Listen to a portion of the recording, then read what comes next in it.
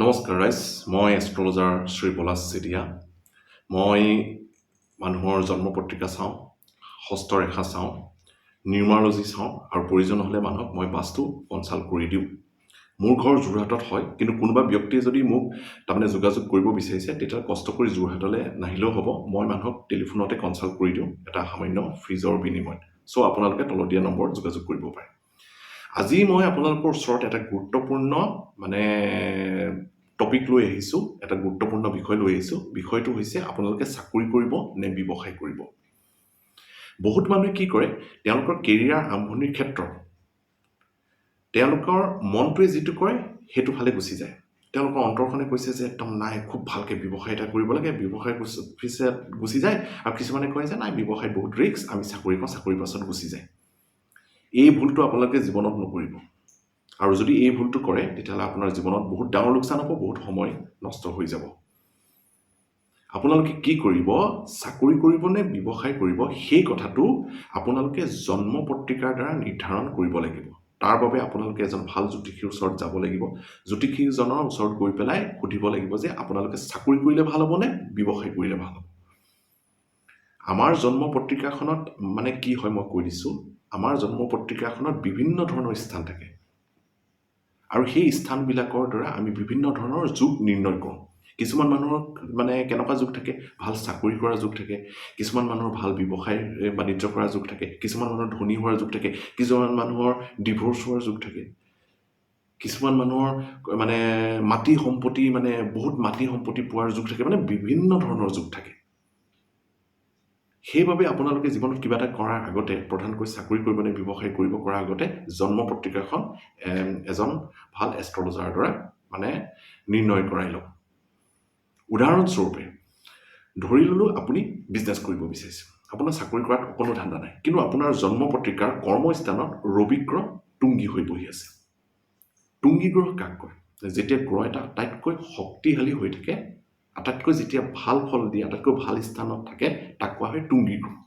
আৰু যদি কৰ্মস্থানত ৰবি তুংগী হৈ থাকে, আপুনি বহুত ডাঙৰ চাকৰি পোৱাৰ যোগ আছে। যদি আপুনি পঢ়া শুনা চোকা হয় আৰু যদি আপুনি ভালকৈ চেষ্টা কৰে, তেতিয়াহ'লেতো আপুনি UPSC ক্ৰেক কৰি IAS অফিচাৰ হোৱাৰো চেষ্টা কৰিব পাৰে, বা IAS অফিচাৰ নহ'লে ডাঙৰ ACS অফিচাৰ হোৱাৰো চেষ্টা কৰিব পাৰে। তেনেকুৱা। কিন্তু আপুনি যদি এতিয়া সেই যুগটো থকাৰ পাছত যদি ভাবে নাই মই ব্যৱসায়ে কৰোঁ, তেতিয়াহ'লে কি হ'ব, আপোনাৰ ভাগ্যই যিটো সুফল আপোনাৰ জন্ম পত্ৰিকাত দিছিল, সেই সুফলটো আপুনি উপভোগ কৰিব নোৱাৰিব। ঠিক তেনেদৰে কিছুমান মানুহৰ আকৌ জন্ম পত্ৰিকাত খুব ভাল ব্যৱসায় কৰা যোগ থাকে। উদাহৰণস্বৰূপে কোনোবা এজন মানুহৰ জন্ম পত্ৰিকাত যদি বুধ আৰু বৃহস্পতি এই গ্ৰহ দুটা যদি ভাল হৈ থাকে, আৰু লগতে কৰ্মস্থান, জন্ম পত্ৰিকাৰ কৰ্মস্থানৰ দ্বাৰা আমি কি নিৰ্ণয় কৰোঁ, এজন মানুহে জীৱনত কিমান উন্নতি কৰিব।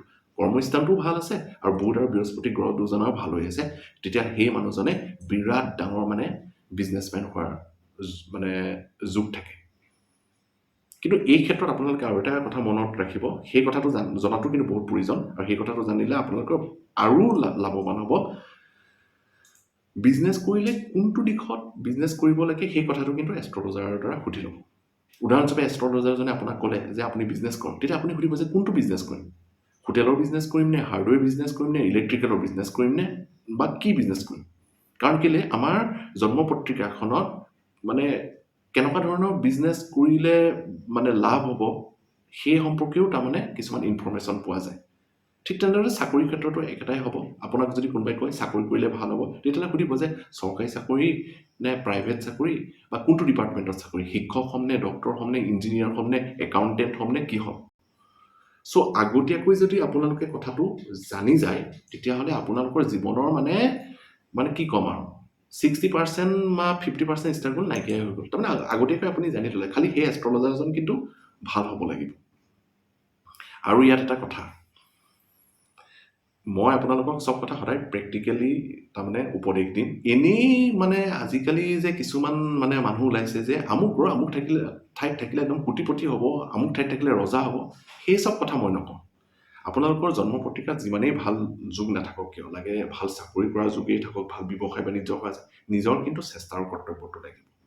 কাৰণ আমাৰ জীৱনত সফলতা কেতিয়া আহে জানে, যেতিয়া ভাগ্য আৰু নিজৰ চেষ্টাটো একত্ৰিত হয়। বোলে আপোনাৰ ভাগ্যত আছে আৰু আপুনি ঘৰত আৰু বোলে একদম শুই বহি কটাই দিছে আৰু আড্ডা মাৰি কটাই দিছে লগৰ বন্ধুৰ সৈতে, তেনেকুৱা হ'লে নহ'ব। চ' কথাবিলাক আগতীয়াকৈ আপোনালোকে সদায় জানি ল'ব আৰু সেইমতে তাৰমানে আগবাঢ়িব।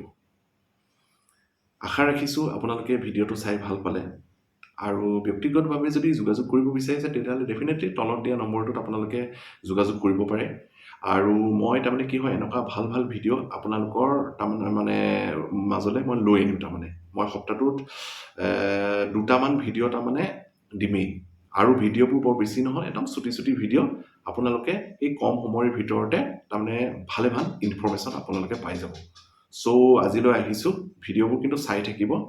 নমস্কাৰ।